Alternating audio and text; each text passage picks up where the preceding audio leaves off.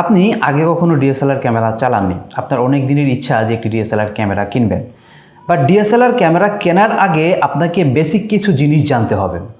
এর খারাপ দিক, ভালো দিক, এই জিনিসগুলো যদি না জেনে আপনি ক্যামেরা কিনেন, আপনি ক্যামেরার কাছ থেকে যে জিনিসটা আশা করতেছেন, অর্থাৎ প্রফেশনাল যারা ক্যামেরা চালাচ্ছে, ছবি তুলতেছে, তাদের মতো না হোক, অন্তত কাছাকাছি যেন হয়, এরকম ধরনের আশা আপনার থাকবে নতুন হিসেবে।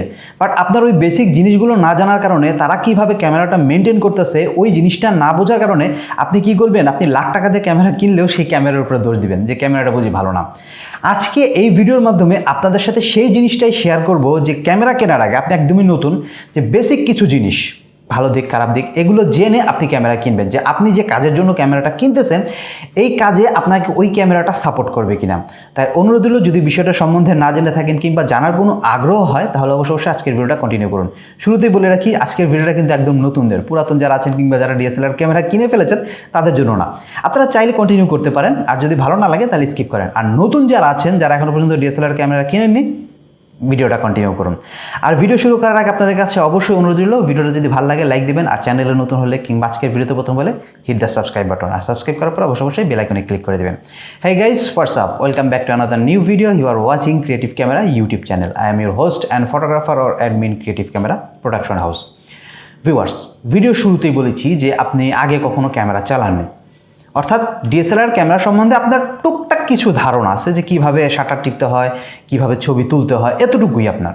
যে এই ডিএসএলআর ক্যামেরাটা কিভাবে কাজ করে, কিভাবে ছবিটা প্রসেস করে কিংবা ভিডিওটা প্রসেস করে, এই সম্বন্ধে আপনার সেরকম কোনো ধারণা নেই। বাট কিভাবে ছবি তুলতে হয় এতটুকু জানেন, মানে লেন্সের ফোকাসটা কিভাবে দিতে হয়, লেন্সটা আপনার কিভাবে ফোকাস করতে হয়, কিভাবে যাতে ছবিটা শার্প হয়, এই টুকটাক বিষয়গুলো আপনারা জানেন।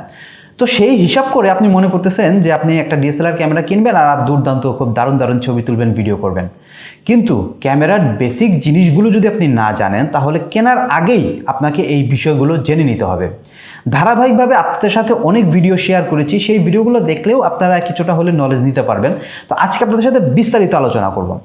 সাপোজ ধরেন আপনি একটি ডিএসএলআর ক্যামেরা কিনতেছেন, হয় ভিডিও করবেন নয় ছবি তুলবেন, দুটার যে কোনো একটা করবেন। অনেকে আছে ভিডিও করেন, ছবিও তোলেন। তো সেক্ষেত্রে আপনাকে নির্বাচন করতে হবে যে আপনি কি কাজটা করবেন, বেশি কি কাজটা করবেন। যদি আপনি শুধু ছবি তুলেন কিংবা মাঝে মধ্যে টুকটাক ভিডিও করলেন, তাহলে আপনাকে ওই সব ধরনের ক্যামেরাই নির্বাচন করতে হবে যেসব ক্যামেরাতে ভালো পিকচার কোয়ালিটি আসে। আবার দেখা গেছে যে আপনি বিভিন্ন ধরনের ভিডিও করবেন, শর্ট ফিল্ম বানাবেন কিংবা বিভিন্ন ধরনের প্রোগ্রাম কভার করবেন, তাহলে সেই ক্ষেত্রে ওই সব ধরনের ক্যামেরায় আপনাকে নির্বাচন করতে হবে যেসব ক্যামেরার ভিডিও কোয়ালিটি ভালো। আশা করি ক্যামেরা কেনার আগেই আপনাকে নির্বাচন করতে হবে যে আপনি কোন কাজটা করবেন। টুকটাকের বিষয়টা আলাদা, যদি আপনি প্রফেশনালভাবে দেখা গেছে কিংবা বেশি ছবি তুলবেন, তাহলে ওই ক্যামেরাটা নির্বাচন করবেন। আর দেখা গেছে আপনি ছবি তোলার চেয়ে ভিডিওটা করবেন, তাহলে ওই ধরনের ক্যামেরা আপনারা নির্বাচন করবেন। এটা ফার্স্ট। এরপরে আসুন, প্রথমে আগে ডিএসএলআর ক্যামেরার খারাপ দিকগুলো আপনাদের সাথে ডিসকাস করি, তারপরে ভালো দিকগুলো ডিসকাস করব। আপনারা যখন একটি ডিএসএলআর ক্যামেরা কিনবেন, যে কোনো জায়গায় আপনি ছবি তুলতে যান, ভিডিও করতে যান, ডিএসএলআর ক্যামেরার যে ব্যাটারিটি থাকে, এই ব্যাটারিটা কিন্তু আপনার মোবাইলের মতন কিংবা অন্য কোনো ডিভাইসের মতন এত লং টাইম আপনাকে ব্যাকআপ দেবে না। সাপোজ ধরেন আপনি যদি ফ্ল্যাশ দিয়ে ছবি তোলেন আর ফুল চার্জ থাকে আপনার ক্যামেরার ব্যাটারিতে, তাহলে আপনি সর্বোচ্চ 400 থেকে 450টা ছবি তুলতে পারবেন যদি ফ্ল্যাশ দিয়ে তোলেন। আর ব্যাটারি যদি একটু পুরাতন হয়, তাহলে সেখানে আপনার 300-250 এরকম ছবি তুলতে পারবেন। একদমই নতুন ব্যাটারি হলে 400 থেকে 450 ছবি তুলতে পারবেন। আর যদি ভিডিও করেন, তাহলে একটানা আপনারা 29 মিনিট 30 মিনিট ভিডিও করতে পারবেন।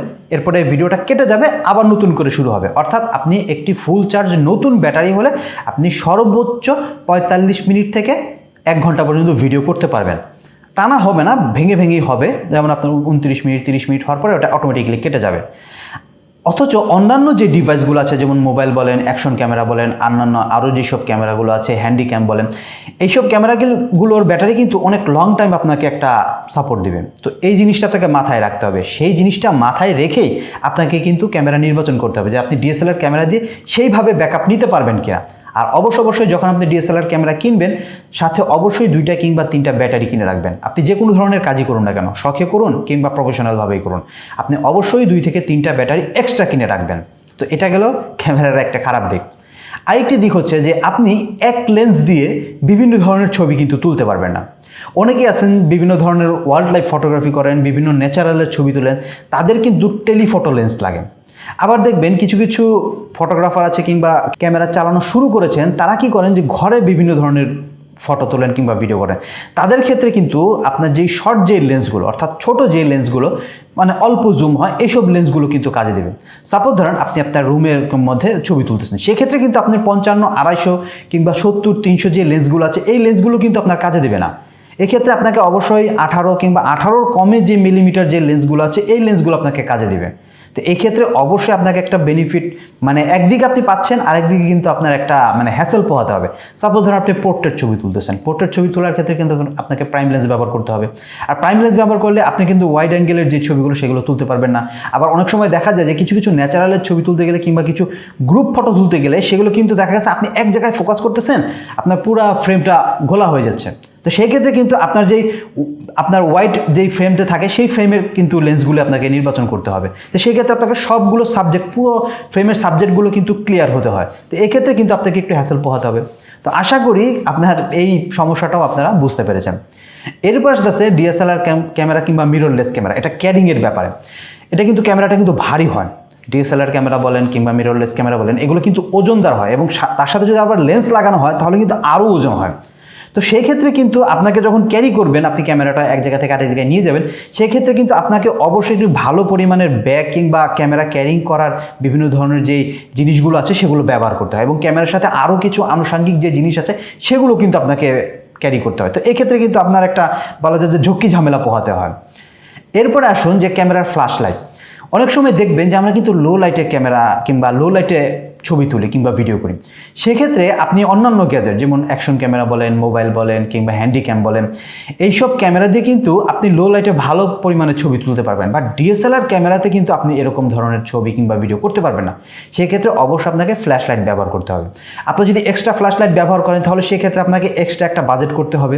আর যদি আপনি ইন্টারনাল অর্থাৎ ক্যামেরার সাথে যে ফ্ল্যাশ লাইটটা থাকে এই ফ্ল্যাশ লাইটটা যদি ব্যবহার করেন তাহলে সেক্ষেত্রে কিন্তু আপনি যে ব্যাটারি ব্যাকআপটা কম পাবেন এবং ছবি কিন্তু অত ভালো কোয়ালিটি আসবে না, মোটামুটি আসবে। যদি আপনি ভালো পরিমাণে ছবি তুলতে চান তাহলে অবশ্যই আপনাকে ফ্ল্যাশ লাইটটা ব্যবহার করতে হবে। এক্ষেত্রে কিন্তু আপনার একটু বাজেট বাড়াতে হবে।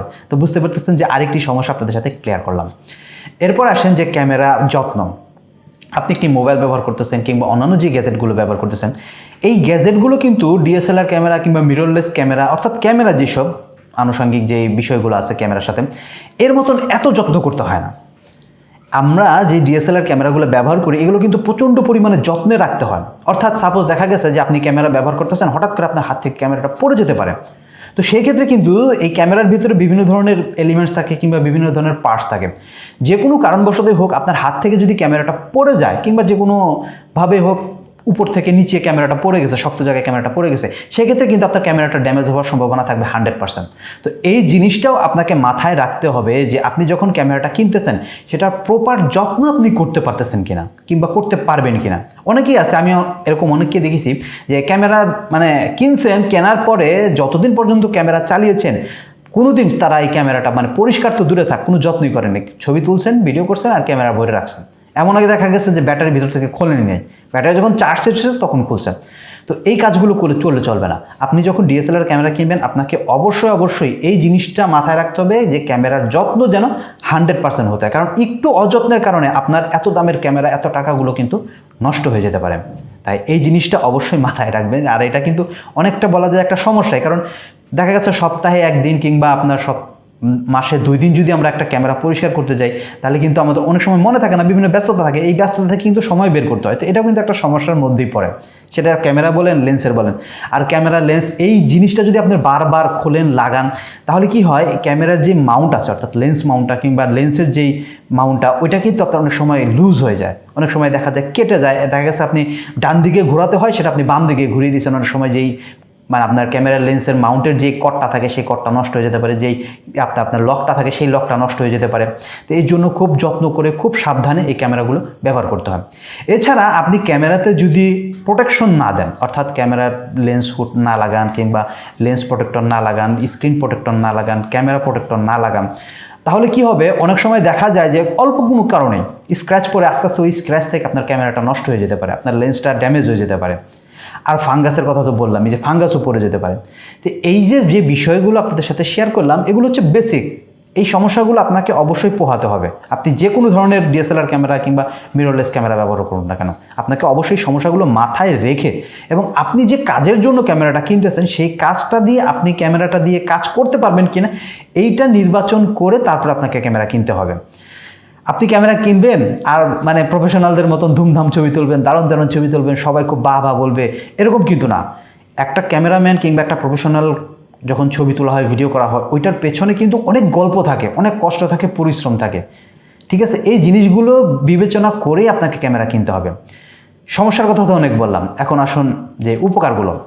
আপনি ক্যামেরা দিয়ে সবচাইতে বড় যে অ্যাডভান্সটেজ অর্থাৎ উপকার যেটা, আপনি একটি ক্যামেরা, ডিএসএলআর ক্যামেরা বলেন, মিররলেস ক্যামেরা বলেন, এটা দিয়ে আপনি যত ভালো পরিমাণে ছবি কিংবা ভিডিও পাবেন, এইরকম ছবি কিংবা ভিডিও আপনি অন্য কোনো ডিভাইসে পাবেন না। সেটা মোবাইল বলেন, অ্যাকশন ক্যামেরা বলেন, কিংবা যে কোনো ক্যামেরাই বলেন। তো এদিকে আপনার একটা অ্যাডভান্স পালেন। আর এই জিনিসটা চিন্তা করেই ম্যাক্সিমাম যারা নতুন ক্যামেরা কিনতে চাচ্ছেন তারা কিন্তু ক্যামেরাটা কিনেন, যে ছবি ভালো আসবে। কিন্তু ছবি ভালো আসার আগে যে জিনিসগুলো, হ্যাসেলগুলো আপনাকে পোহাতে হবে, এটা অনেকেই জানেন না। আর এই কারণেই তারা পরবর্তী যখন ছবি ভালো তুলতে পারেন না, দোষটা ক্যামেরার উপরে দেন। তো সুবিধা তো দেখলেন আপনার একদিকে, আরেকদিকে হচ্ছে যে আপনি যে কোনো জায়গায় আপনি ক্যামেরাটা দিয়ে দুর্দান্ত ছবি তুলতে পারবেন। যা সাপোজ ধরেন আপনি যখন ক্যামেরা দিয়ে একটা ছবি তুলতেছেন, আপনি টেলিফটো ছবি তুলবেন, অর্থাৎ অনেক দূরের ছবি তুলবেন। সেক্ষেত্রে কিন্তু আপনারা যখন মোবাইল কিংবা অ্যাকশন ক্যামেরা কিংবা অন্য যে গ্যাজেটগুলো, সেই গ্যাজেটগুলোর ক্যামেরা দিয়ে যখন আপনি ছবি তুলবেন, ওটা জুম করলে কিন্তু ফেটে যাবে। বাট ডিএসএলআর কিংবা মিররলেসে কিন্তু লেন্স থাকে, আর এটা দিয়ে কিন্তু আপনি অনেক দূরের জিনিস জুম করে ছবি তুলতে পারবেন। তো এই ক্ষেত্রে আপনারা একটা অ্যাডভান্সটেজ পেলেন, উপকার পেলেন। আবার যখন আপনারা একদম কাছের মাইক্রো যেই ছবিগুলো তুলবেন, সেগুলো কিন্তু আপনি অন্যান্য ডিভাইস দিয়ে ভালো তুলতে পারবেন না, বাট ডিএসএলআর ক্যামেরা দিয়ে কিংবা মিররলেস ক্যামেরা দিয়ে ভালো তুলতে পারবেন। সেক্ষেত্রে আপনার লেন্সটা ভ্যারি করবে। আপনি যদি আপনার কাছের যে ছবিগুলো তুলেন, মাইক্রো যে লেন্সগুলো আছে সেগুলো ব্যবহার করলে ভালো ছবি পাবেন। তো এই ক্ষেত্রেও কিন্তু আপনারা একটা বেনিফিট পেলেন। আরেকটা জিনিস যে ডিএসএলআর ক্যামেরা হচ্ছে সবচাইতে বড় যে জিনিসটা, সেটা হচ্ছে শখের জিনিস। ডিএসএলআর ক্যামেরা ম্যাক্সিমাম সময় দেখবেন যে যারা কেনেন, শখ করে কেনেন এবং খুব পছন্দ, খুব আগ্রহ নিয়ে কেনেন। আর এই কারণে ডিএসএলআর ক্যামেরার প্রতি অন্যরকম একটা ভালোবাসা কাজ করে। আর এই জন্য ডিএসএলআর ক্যামেরা মানুষ এত পছন্দ করে। আর এই পছন্দ করার কারণেই দেখা যায় যে মানুষ এই জিনিসটা কিনতেছে, এই জিনিসটা ব্যবহার করতেছে। তো এই যে সুবিধা অসুবিধাগুলো আজকে আপনাদের সাথে শেয়ার করলাম, এগুলো বেসিক জিনিস। আরও অনেক সুযোগ সুবিধা আছে যেগুলো আপনারা যখন কাজের ক্ষেত্রে ব্যবহার করবেন তখনই আপনারা সেগুলো বুঝতে পারবেন। আশা করি আজকের এই ভিডিওটা যদি ফুল কন্টিনিউ করে থাকেন এবং পুরো বিষয়গুলো যদি আপনি মনোযোগ দিয়ে দেখে থাকেন, তাহলে আমি এতটুকু বলবো যে ক্যামেরা কেনার আগে বেসিক যে জিনিসগুলো, খারাপ দিক ভালো দিক, এগুলো যদি আপনারা যাচাই বাছাই করে নিতে পারেন, তাহলে আপনার কাজের জন্য আপনি প্রপার এবং সঠিক একটি ক্যামেরা নির্বাচন করে আপনি আপনার কাজটাকে পারফেক্ট করতে পারবেন। আশা করবো আজকের এই ভিডিওটা আপনাদের অনেক উপকার আসবে। যদি উপকার এসে থাকে এই চ্যানেলের কোনো ভিডিও কিংবা আজকের ভিডিও, তাহলে অনুরোধ হলো ভিডিওতে একটি লাইক দেবেন। আর যদি একদমই ভালো না লাগে তাহলে একটি ডিসলাইক দেন। আজকের এই ভিডিও থেকে আমি সোহেব হাসান চলে যাচ্ছি। দেখা হবে আগামী কোনো ভিডিওতে। যাবার আগে যে কথাটি না বললেই নয়, চ্যানেলে নতুন হলে অবশ্যই চ্যানেলটা সাবস্ক্রাইব করে বেল আইকনে ক্লিক করে দেবেন। আর চাইলে অবশ্যই আপনারা আমাকে আমার সোশ্যাল সাইটে ফলো করতে পারেন, ফেসবুক, টুইটার, ইনস্টাগ্রাম, যেখানে মনে চায় সেখানে। প্রত্যেকটা লিঙ্ক এই ভিডিও সহ এই চ্যানেলের প্রত্যেকটা ভিডিও ডেসক্রিপশন বক্সে দেওয়া আছে। ডেসক্রিপশন বক্স ওপেন করেন, লিঙ্কে ক্লিক করেন আর ফলো করেন। ভালো থাকবেন সবাই, গুড বাই।